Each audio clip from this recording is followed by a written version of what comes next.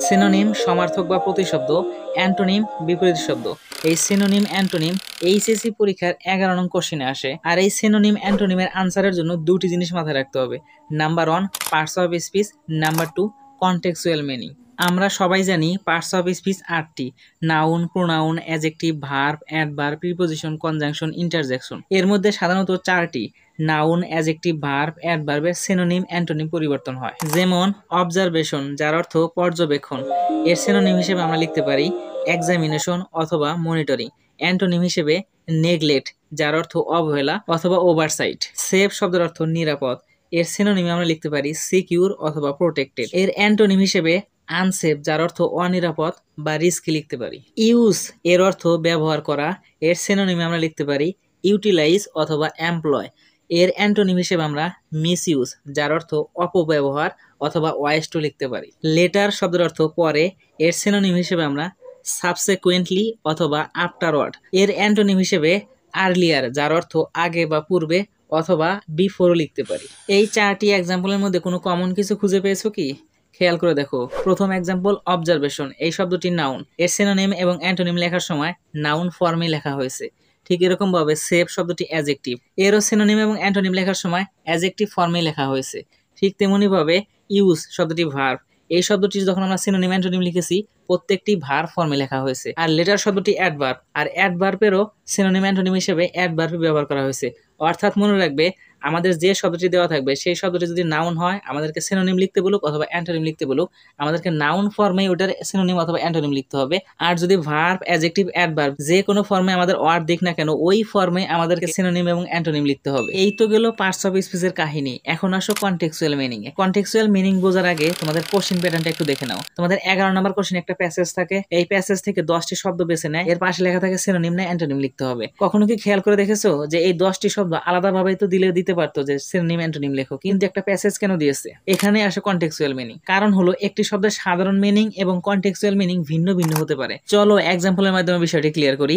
Rich শব্দটির অর্থ ধনী, এর সিনোনিম হিসেবে ওয়েলদি এবং অ্যান্টোনিম হিসেবে পুয়ার লিখতে পারি, যার অর্থ গরিব। কিন্তু এই নিচের প্যাসেজটি পড়ো এবং রিচ শব্দটির সিনোনিম অ্যান্টোনিম লেখো। Abu Saeed is a meritorious student, Abu Saeed একজন মেধাবী ছাত্র। He lives his life in a very simple way, সে খুব সহজ সরল ভাবে তার জীবন যাপন করে। দো হি ইজ নট রিচ, যদিও সে ধনী নয়।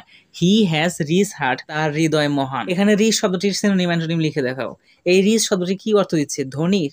না, এই প্রথম যে রিচ শব্দটি রয়েছে এটি ধনীর অর্থ দিচ্ছে, কিন্তু পরের যে রিচ শব্দটি সেটি কাইন্ড, মানে তার উদার হৃদয়ের কথা বলতেছে।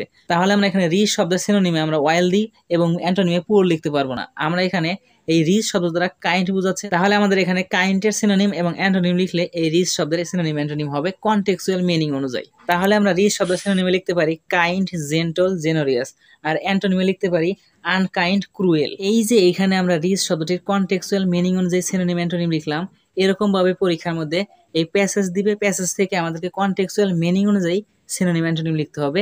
সেটা নাউন, অ্যাডজেক্টিভ, ভার্ব, অ্যাডভার্ব অর্থাৎ পার্টস অফ স্পিচ মেইনটেইন করে। যেমনটি আমরা এখানে রিচ শব্দটি অ্যাডজেক্টিভ ছিল, সিনোনিম হিসেবে আমরা অ্যাডজেক্টিভ লিখেছি, অ্যান্টোনিম হিসেবেও অ্যাডজেক্টিভ লিখেছি। এখন তোমাদের মধ্যে অনেকেই বলতে পারো এতগুলা ভোকাবুলারি পড়বো কিভাবে, মনেই তো থাকে না। নো টেনশন, দুইটা জায়গা থেকে ভোকাবুলারি পড়বা, 100% কমন পড়বে ইনশাল্লাহ। নাম্বার 1, তোমাদের যে ফার্স্ট পেপার বই রয়েছে ওই বইয়ের মধ্যে প্যাসেজ রয়েছে, ওই প্যাসেজের যে ভোকাবুলারিগুলো রয়েছে সেগুলো পড়বে। আর নাম্বার 2, তুমি যে সালে পরীক্ষা দিবে তার আগে 4 সালের যে পরীক্ষা হয়ে গেছে ওই পরীক্ষার মধ্যে যে সিনোনিম অ্যান্টোনিম গুলো এসেছে সেই সিনোনিম অ্যান্টোনিম গুলো পড়ো। আর এই পড়াগুলো যদি তোমার কাছে অনেক বেশি মনে হয়, আমি তোমাকে হিসেব দিচ্ছি। ফার্স্ট পেপার থেকে তুমি প্যাসেজ থেকে যে ভোকাবুলারি গুলো পড়বে সেটা তো ফার্স্ট পেপার প্যাসেজ পড়ার সময়ই হয়ে যাবে, সেগুলো শুধু একবার রিভিশন করে নিবে। আর বিগত 4 সালের বোর্ড কোশ্চেনের জন্য আমাদের দেশে বোর্ড রয়েছে 8টি, আর এক একটি বোর্ডে 10টি করে সিনোনিম অ্যান্টোনিম আসে, তাহলে 8 বোর্ডে আসে 80টি। এরকম ভাবে যদি তুমি 4 বছরের ভোকাবুলারি পড়ো তাহলে 80 গুণন 4, 4 এটা 32, 320টি শব্দ রয়েছে। আর এই 320টি শব্দের মধ্যে যখন তুমি 2 বছরের ভোকাবুলারি পড়বে তারপরে দেখবে সেই শব্দগুলো রিপিট হচ্ছে। আর তুমি যদি প্রতিদিন 10টি করে শব্দ শিখো, 320 ভাগ 10, 32, প্রায় 1 মাসের মধ্যে তোমার সিনোনিম অ্যান্টোনিম কভার হয়ে যাচ্ছে কোনো প্রেসার ছাড়াই। সিনোনিম অ্যান্টোনিম লেখার ক্ষেত্রে কিছু ফরম্যাট রয়েছে, এগুলো মেইনটেইন করার চেষ্টা করবে। যেমন শব্দটি যদি প্রেজেন্ট পার্টিসিপল বা ভার্বের সাথে আইএনজি যুক্ত থাকে, আমরা প্রেজেন্ট পার্টিসিপল বা ভার্বের সাথে আইএনজি দিয়েই অ্যান্সার করার চেষ্টা করব। যেমন অ্যাকসেপ্টিং, যার অর্থ গ্রহণ করা, আর রিজেক্টিং, বাদ দেওয়া বা ত্যাগ করা। এখানে ভার্বের সাথে আইএনজি বা প্রেজেন্ট পার্টিসিপল, আমরা আনসার করেছি প্রেজেন্ট পার্টিসিপলে। ঠিক তেমনি ভাবে পাস্ট পার্টিসিপল থাকলে আমরা পাস্ট পার্টিসিপল ফর্মেই করব। যেমন ক্লোজড বন্ধ, ওপেনড খোলা।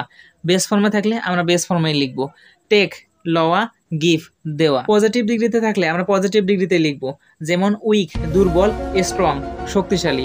আর কম্পারেটিভ ফর্মে থাকলে আমরা কম্পারেটিভ ফর্মে লিখবো, যেমন উইকার, স্ট্রঙ্গার। সুপারলেটিভে থাকলে সুপারলেটিভে লিখবো, উইকেস্ট, স্ট্রংগেস্ট। আর দুটি শব্দ থাকলে আমরা দুটি শব্দে আনসার করার চেষ্টা করব, যেমন স্ট্যান্ড আপ, সিট ডাউন। কিন্তু এখন কথা হলো, আমি যদি এরকম ভাবে না লিখতে পারি কোনো সমস্যা নেই, তুমি যেরকম পারো ওরকম ভাবে লিখে দিয়ে এসো, কিন্তু কোনো ক্রমে আনসার না লিখে ফাঁকা রেখে এসো না। শুধু এই সিনোনিম অ্যান্টোনিমের ক্ষেত্রে না, যে কোনো ক্ষেত্রেই হোক, কোনো আনসার না পারলে যেমনি পারো তেমনি লিখে দিয়ে এসো, কিন্তু কোনো ফাঁকা রেখে আসবে না। মনে রাখবে, নাই মামার চেয়ে কানা মামা ভালো। তুমি যদি লিখে আসো সেখানে কিছু না কিছু নাম্বার দেওয়ার পসিবিলিটি থাকে, আর যদি না লিখে আসো সেখানে ফাঁকা খাতায় কি নাম্বার দিবে? এখন কথা হলো, পরীক্ষার খাতায় আমি সিনোনিম অ্যান্টোনিমের উত্তর লিখবো কিভাবে? সাধারণত তিনটি ভাবে পরীক্ষার খাতায় সিনোনিম অ্যান্টোনিমের উত্তর লেখা যায়। নাম্বার 1, একটি প্যাসেজ দেওয়া থাকবে, ওই প্যাসেজের নিচে 10টি ABCD আকারে শব্দ দেওয়া থাকবে, আর ওই শব্দগুলোর পাশে সিনোনিম না অ্যান্টোনিম লিখতে হবে, তা ব্র্যাকেটের মধ্যে দেওয়া থাকবে। আমরা ওই শব্দগুলোর ABCD আকারে উত্তর লিখলেই আনসার লেখা হয়ে যাবে। নাম্বার 2, প্যাসেজের নিচে যে শব্দগুলো রয়েছে এই শব্দগুলো আমরা ABCD আকারে খাতায় তুলতে পারি, এরপরে সমান সমান দিয়ে সিনোনিম লিখতে হবে না অ্যান্টোনিম লিখতে হবে তা আমরা লিখতে পারি। নাম্বার 3, ঘর বা কলাম করে লেখা। ঘর বা কলাম করে লেখার জন্য আমাদের 3টি ঘর করতে হবে।